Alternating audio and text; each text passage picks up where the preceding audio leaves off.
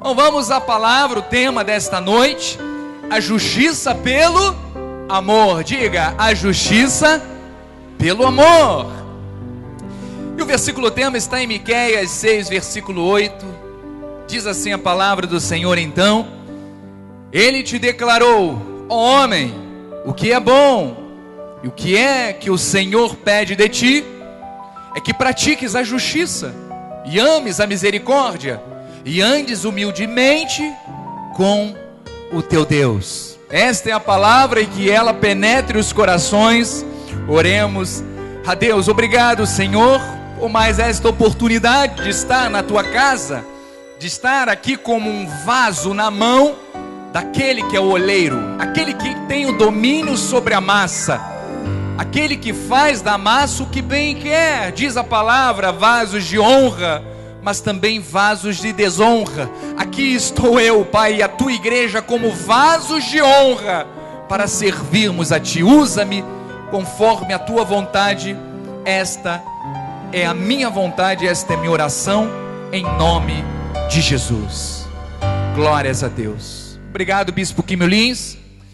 Meus amados irmãos, queridos eleitos de Deus, eu volto nesta noite, ainda debaixo de um impacto do culto que nós tivemos no domingo próximo passado, para mais uma vez ministrar sobre um amor, que não é o amor do mundo, mas é o amor ágape, é o amor bíblico, é o amor divino, é o amor que Cristo derramou por cada um de nós. Mas muitas pessoas foram tremendamente tocadas por Deus através daquele tema, o tema que eu preguei, como amar os seus inimigos. Por isso é algo que o mundo não conhece, mas aqueles que vivem um cristianismo precisam praticar para terem paz nos seus corações e serem reconhecidos como filhos de Deus. Então nós somos reconhecidos como filhos de Deus pelas nossas práticas e pelo amor que nós derramamos e doamos para o nosso próximo. Mas para relembrarmos rapidamente aquilo que foi falado no domingo, inimigo significa aquele que se encontra em oposição a nós, aquele que se mostra hostil, aquele que é contrário, aquele que é adverso, aquele que milita em campo contrário, é aquele também que odeia alguém e que procura prejudicá-lo a todo custo.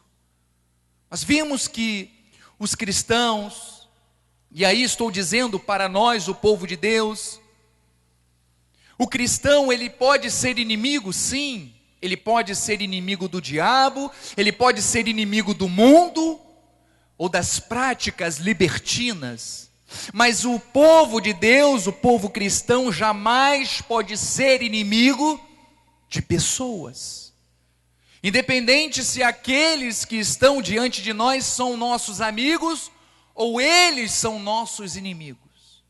Mas infelizmente em alguns momentos alguém pode se tornar nosso inimigo, e aí temos que lidar com esta situação, mas sempre usando como bússola da nossa vida a Bíblia Sagrada. Então vamos voltar aos versículos que o nosso Mestre Jesus Cristo nos ensinou em Mateus 5,43. É importante você refletir em cima dessas palavras, porque elas geram transformação e vida. Diz assim o Senhor Jesus Cristo: ouvistes o que foi dito, amarás o teu próximo, odiarás o teu inimigo. É isso que o mundo tem pregado aí fora.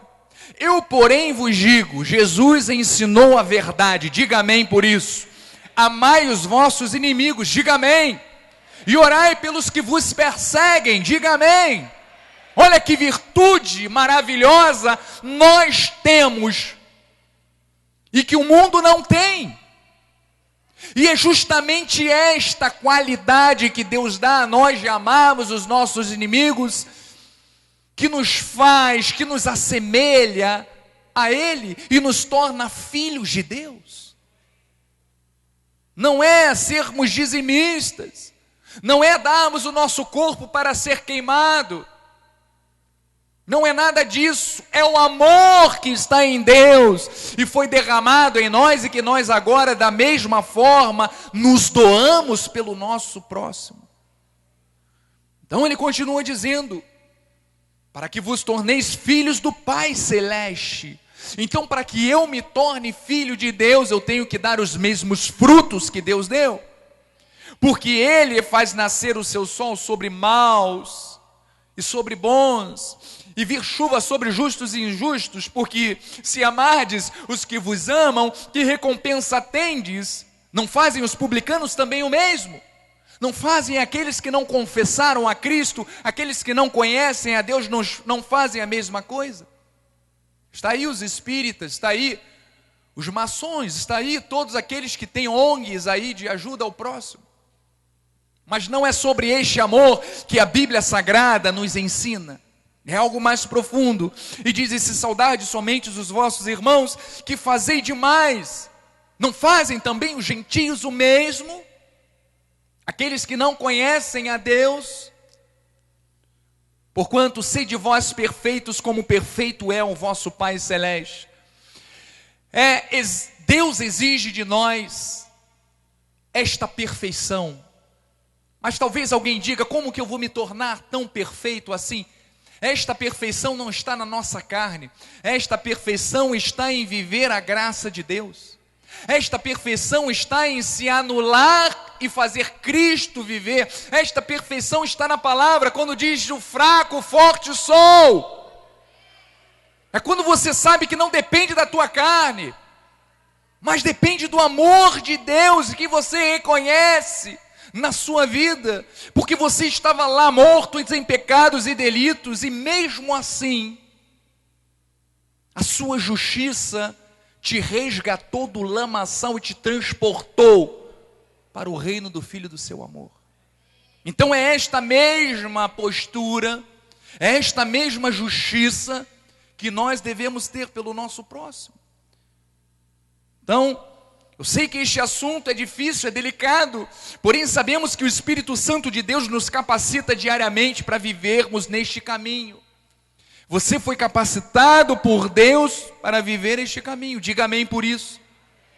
E eu dei 7 orientações para que nós venhamos a praticar o amor de Deus. Então, diante desse cenário mundial e atual, certamente Deus espera do seu povo, espera de mim, espera de você, atitudes que mostrem que nós somos a imagem e a semelhança dEle.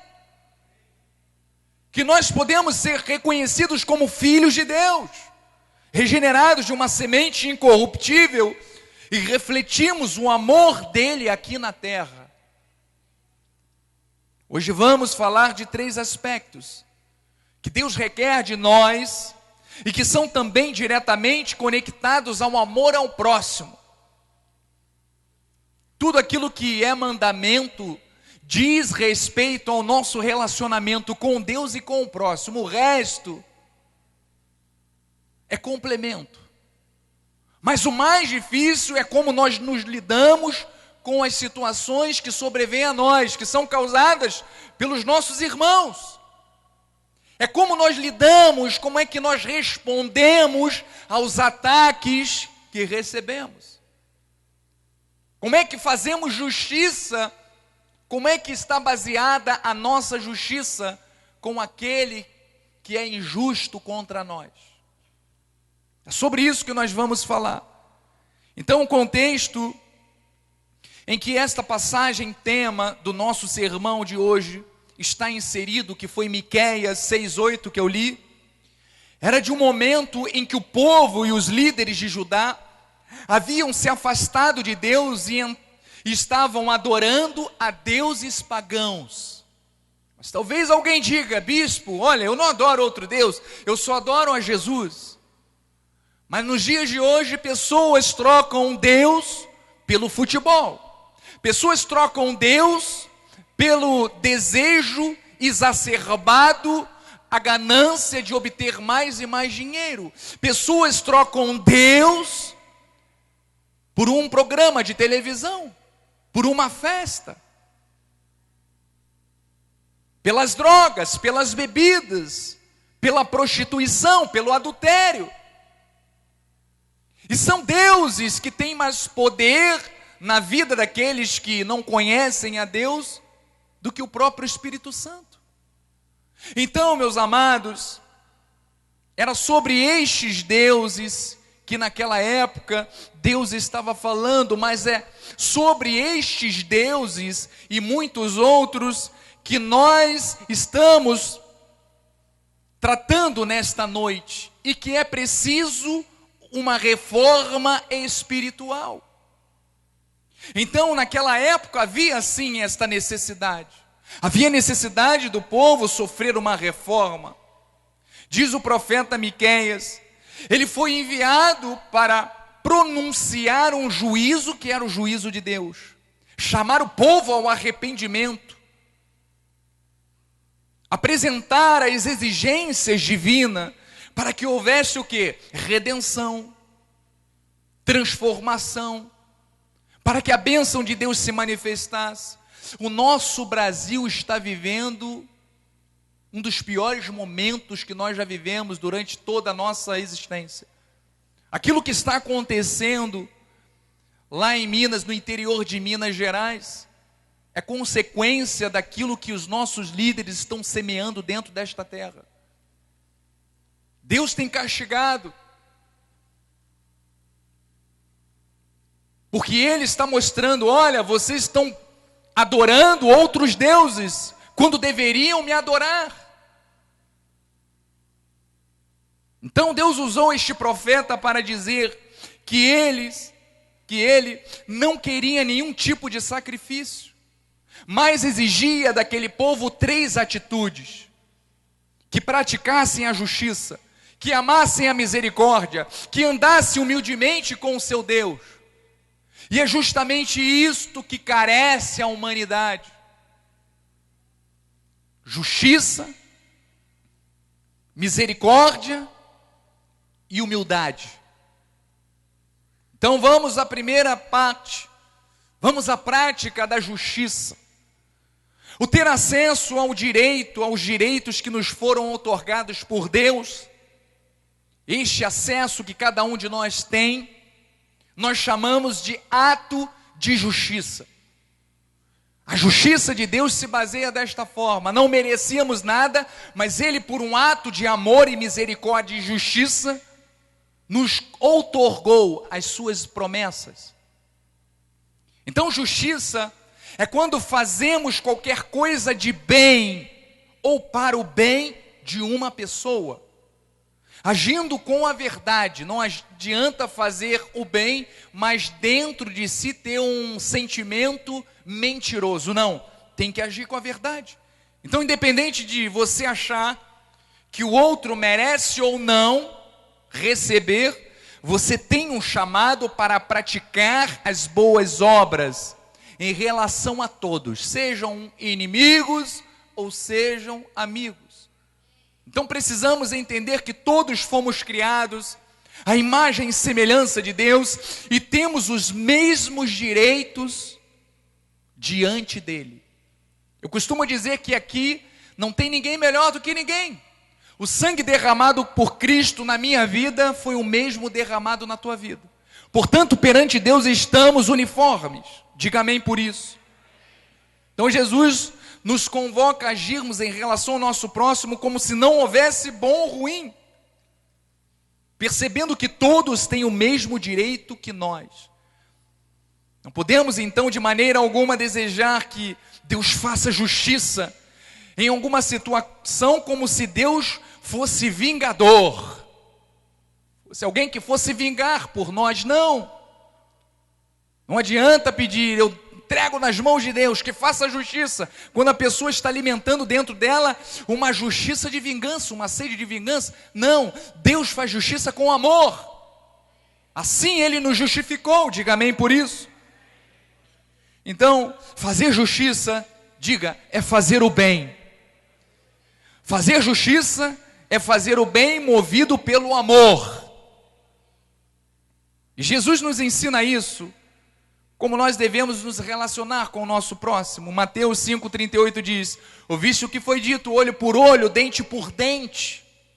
Eu, porém, vos digo, não resistai ao perverso, mas a qualquer que te ferir na face direita, volta também a outra. Esse termo, olho por olho, dente por dente, Jesus fazia menção a este termo, porque este termo era utilizado também pela lei mosaica, mas era um termo baseado no código de Hammurabi. Quem foi Hammurabi? Foi um rei babilônico. Então, tudo aquilo que dizia a parte como tratamento sobre qualquer tipo de violência, eles utilizavam esta lei. Se você matou meu filho, eu mato o teu filho. Era dente por dente, olho por olho, mão por mão e pé por pé. No entanto, essas coisas mudaram com a vinda de Jesus. Com a nova aliança, o pacto da graça não aceita vingança. Nós não podemos usar este tipo de lei de justiça, porque com a graça de Deus, a justiça ela é baseada no amor. Então, oferecer a outra face não quer dizer dar o rosto para bater, não. Porque Jesus não proibia a defesa, dizendo que você literalmente deve se contentar com os abusos de violência física. Não, Jesus era contra a violência física. Mas era uma metáfora que sugere, dando a entender que se a situação nos chega de forma desagradável, devemos mostrar a face oposta, ou seja, Jesus estava condenando qualquer tipo de atitude de vingança. Dar a outra face é mudar a paisagem, dar a outra face é uma ação positiva diante de uma resposta negativa. E é isso que devemos fazer, ou seja, Jesus mostrou que não devemos retribuir o mal com o mal, que é mais glorioso ser ferido do que ferir, suportar pacientemente uma justiça do que cometer a injustiça. É melhor ser vítima do que você ser vilão. É isto que Jesus ensina, é isto que devemos praticar na nossa vida. Mateus 5,40 diz: e ao que quer demandar contigo e tirar-te a túnica, deixa-lhe também a capa. Jesus estava querendo dizer: não entre em contendas, faça o que for possível para não ter confusão com ninguém. O nosso apóstolo tem usado uma frase que diz: é melhor ter paz do que ter razão. E é verdade. Era isso que Jesus estava falando. Então há momentos que precisamos perder para ganharmos algo superior, como por exemplo, a paz de espírito. Não há preço maior, não há nada que pague uma paz de espírito, não há nada melhor do que você poder chegar em casa e saber que Deus te transmite paz, que Deus te dá paz e que a tua vida é o reflexo do amor de Cristo. Você pode ter inimigos, mas não foi você que os fez. Mateus 5,41, se alguém te obrigar a andar 1 milha, vai com ele 2. Há 2000 anos, no tempo do Império Romano, olha que interessante, um oficial, ele poderia obrigar qualquer pessoa a carregar um fardo por 1 milha. Eles tinham esse direito, este poder, de obrigar a qualquer pessoa a andar 1 milha com um fardo. Era um trabalho escravo, mas era algo obrigatório. E era um direito dos oficiais. E quem se recusasse poderia ser preso ou até mesmo condenado à morte. E por que então Jesus fala isso? Se alguém te pedir 1 milha, ande 2.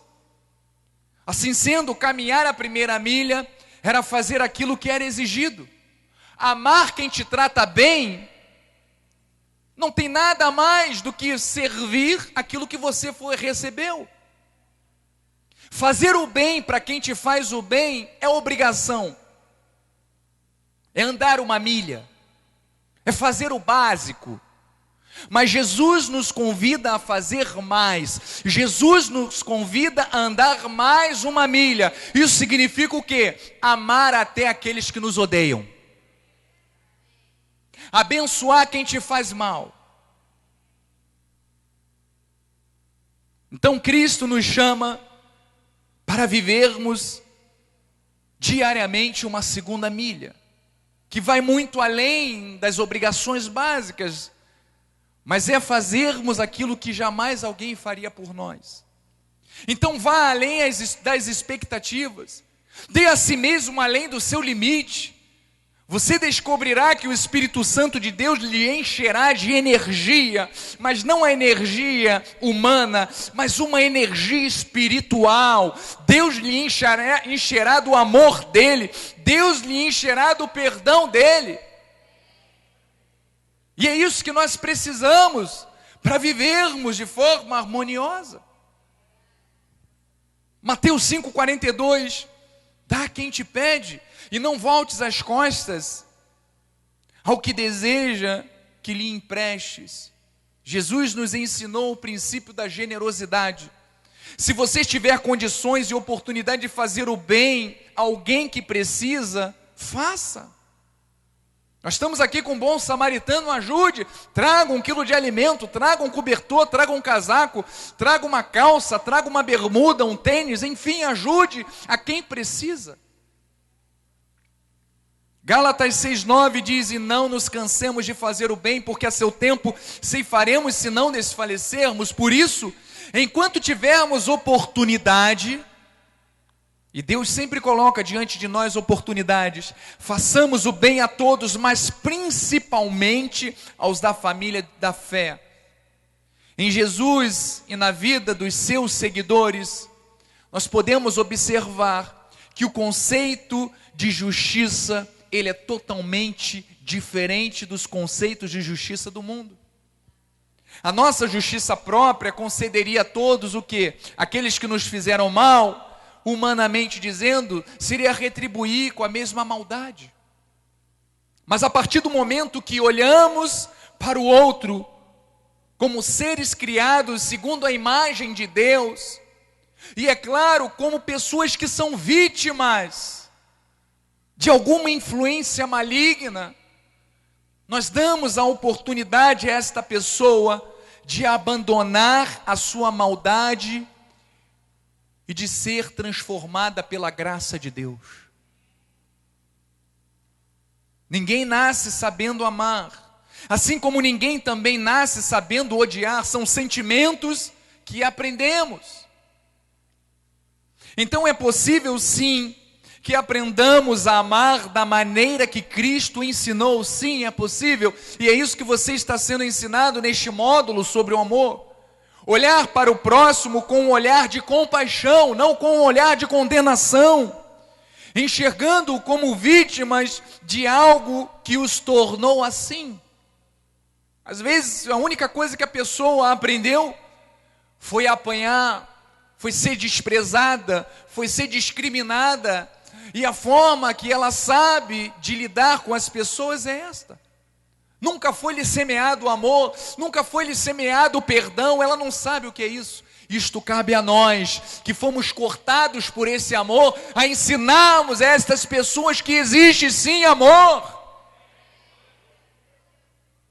É isso que precisamos fazer na nossa vida.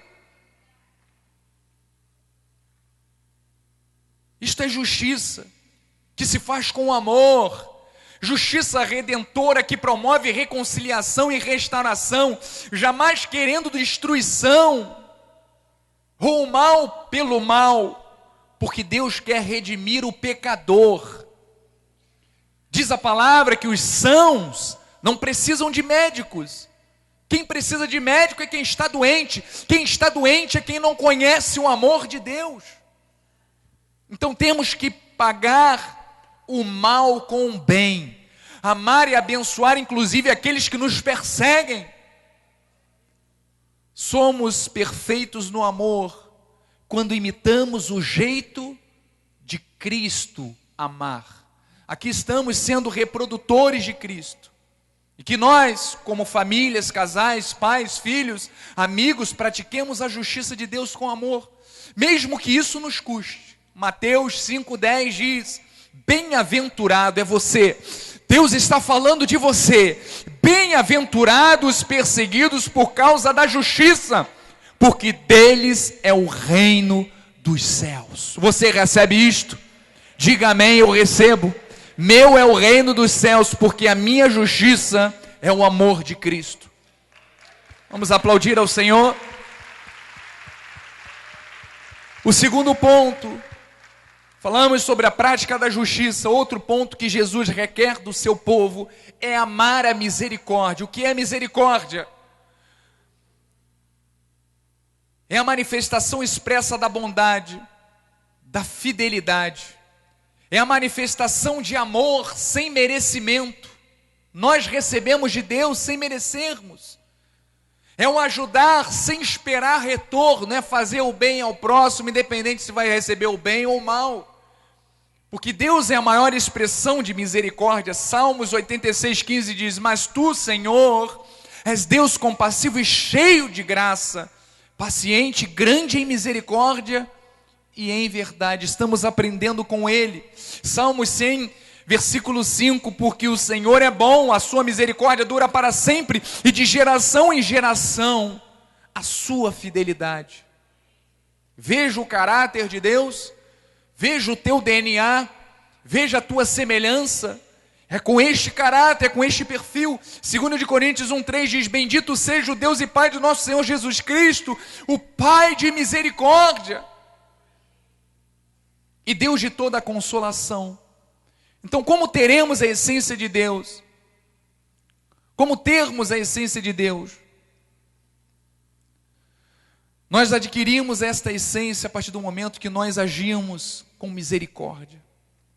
Lucas 6,36: sede misericordiosos como também é misericordioso o vosso Pai. Quem é o vosso Pai? Jesus Cristo. Assim como foi com você, assim como Ele é com você, você deve ser também, porque você é filho de Deus. Ser misericordioso é investir tempo em pessoas doentes, tanto física como espiritualmente. É o que fazemos aqui. É estender a mão quando vemos que alguém está em perigo de queda. Quando alguém está indo por um caminho errado, você aconselha. É usar a sabedoria de Deus. É você fazer com que o fraco, o abatido, seja cuidado por você. É ajudar a carregar também aqueles que estão debilitados na fé. Portanto, Colossenses 3,12 diz: revesti-vos, pois, como eleitos de Deus. Nós somos eleitos. O nosso revestimento tem que ser o quê? Ternos afetos de misericórdia, de bondade, de humildade, de mansidão, de longanimidade. É com isso que nós devemos nos vestir. É com esta armadura que nós temos que nos vestir, para nós vencermos o mal com o bem. Aquilo que semeamos na nossa vida e na vida do nosso próximo, no momento certo nós iremos colher. A vida é uma sementeira, é ou não é? Aquilo que o homem semear, diz a palavra, isto também ceifará. Então vamos semear o bem. Mateus 5,7 diz: bem-aventurado os misericordiosos, porque alcançarão misericórdia. Só aqueles que têm a misericórdia, o amor, em detrimento daquilo que vai receber, é que alcançará a misericórdia de Cristo. Você lembra daquela passagem que Jesus falou sobre o credor incompassivo? Ele recebeu perdão, misericórdia da sua dívida, mas foi dessa forma que ele agiu com o seu servo? Não.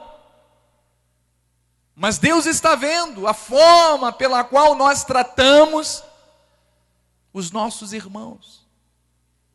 E Ele diz: com a medida que você medir, você será medido. Então que possamos medir os nossos irmãos com amor, com perdão, com misericórdia. Terceiro ponto, andar humildemente com Deus. Andar humildemente com Deus é um reconhecimento de que tudo o que temos, tudo aquilo que somos, não provém da nossa força, não provém do nosso braço, mas sim da graça operante de Deus, que nos concede, que nos dá, que nos aprove, que nos sustenta, que nos supre. Nós devemos ter esta humildade. Não, eu sou o rei da cocada preta. Não, eu sou o que sou pela graça de Deus e não tenho vergonha nenhuma em dizer isto. Eu sou o que sou por Deus, senão não estaria nem aqui. Então andar com Deus denota um hábito ativo. Quando você fala aquele vulcão está ativo, está em erupção, está em movimento, então andar com Deus denota um hábito diário, está no movimento, está numa ação. Mas que ação é essa? Ação de comunhão com Deus. Então andar com Deus, andar humildemente, significa ter uma vida espiritual, uma vida de santidade, uma vida de crescimento espiritual. E isto implica em humilhar a nossa carne para fazer prevalecer o Espírito Santo de Deus, que é o amor. Ainda que sejamos afligidos, cremos que tudo há de colaborar, de cooperar para o nosso crescimento espiritual e amadurecimento da nossa fé. Eu trouxe no domingo passado três exemplos. O exemplo de Jó, o exemplo de José, o exemplo de Davi. Todas as aflições que ele passaram serviu para quê? Serviu para que eles se tornassem pessoas melhores e Deus usasse-os lá na frente. Então, ter esta humildade de reconhecer até nos momentos de aflições a mão de Deus é uma virtude que só os humildes têm. Salmo 25:9 diz: guia os humildes na justiça e ensina aos mansos o seu caminho. Quem é que nos guia à justiça? A palavra de Deus. Ou seja, só os humildes e os mansos são guiados por Deus, o resto é guiado pela carne. Porque Deus só age na vida dos humildes e na vida dos mansos. Então, como é que devemos ser? Diga, humildes e mansos. Vire para o seu irmão e diga isso. Devemos ser humildes e mansos, para que Deus, fale aos nossos ouvidos e guie os nossos passos. Nós aprendemos com Jesus que aquele que anda humildemente diante de Deus também é humilde com o seu próximo. Não pisa nos outros, nunca pensa em agir de forma desdenhosa, não se acha melhor do que os outros. Mateus 5, versículo 3, bem-aventurados humildes de espírito, porque deles é o reino dos céus. Então só os mansos, humildes, herdarão o reino de Deus, pois lá não haverá briga, confusão, nenhum espírito carnal, só amor. Provérbios 11:2 diz: em vindo a sabedoria, sobrevém o quê? Em vindo a soberba, sobrevém a desonra, mas com os humildes está a sabedoria. Então a soberba precede o que? A desonra, a desgraça, a ruína, o fracasso, a vergonha. Paulo também nos orienta a pensarmos sobre nós mesmos com moderação. Ele diz assim em Romanos, isto é uma atitude de humildade. Romanos 12:3 diz: porque pela graça que me foi dada, digo a cada um dentre vós que não pense de si mesmo além do que convém, antes pense com moderação, segundo a medida da fé que Deus repartiu a cada um. Não é porque nós recebemos a graça que nós somos os reis da cocada preta, não. Nós recebemos a graça, diz a palavra, se a graça foi sem merecermos, foi por amor, recebemos a graça, porque Deus nos amou com amor eterno, mas nós não nos fazemos melhores do que ninguém por causa disso. Jesus também ensinou que o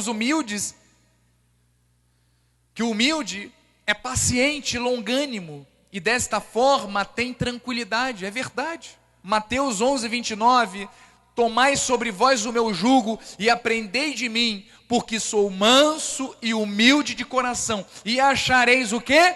Descanso para a vossa alma. Nós não vivemos perturbados, por quê?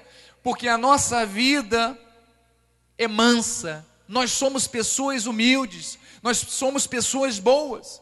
Então, meus amados, eu termino este momento enfatizando a necessidade que urge de praticarmos a justiça, de praticarmos a misericórdia, de andarmos como humildes diante de Deus e também diante dos nossos irmãos. Desta forma, Deus vai gerar bênçãos, Deus vai manifestar restauração para as nossas vidas, para aqueles que estiverem diante de você, diante de nós. Por isso nós temos que nos colocar como instrumentos de Deus, pois esta foi a missão de Jesus, e nós somos a sua imagem e semelhança.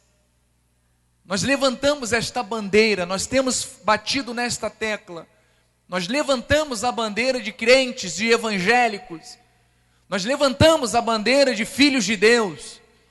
E para sermos esse filho de Deus e levantarmos esta bandeira do Evangelho, isto começa pelas nossas atitudes, isto começa pela essência de Cristo, que é o amor na nossa vida.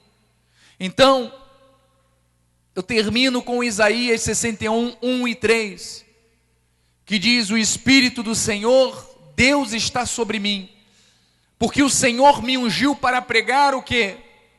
Boas novas aos quebrantados, enviou-me a curar os quebrantados de coração e a proclamar libertação aos cativos e pôr em liberdade os algemados.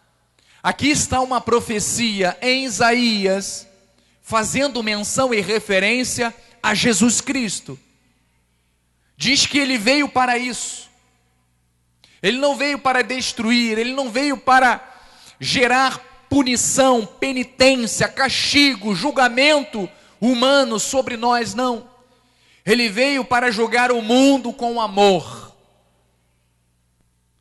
Então ele continua dizendo no versículo 3: e a pôr sobre os que em Sião estão de luto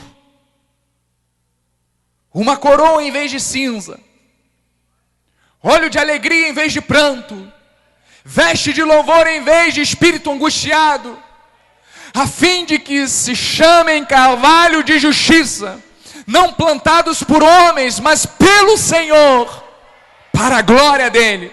Receba esta palavra, receba para a sua vida este chamado, pois foi para isso que Cristo te chamou, para que você fosse um carvalho de justiça plantado pelo Senhor, para ser um vaso de honra e glória para o nome dele. Assim seja, assim diz o Senhor. Agora sim, vamos aplaudir ao Senhor.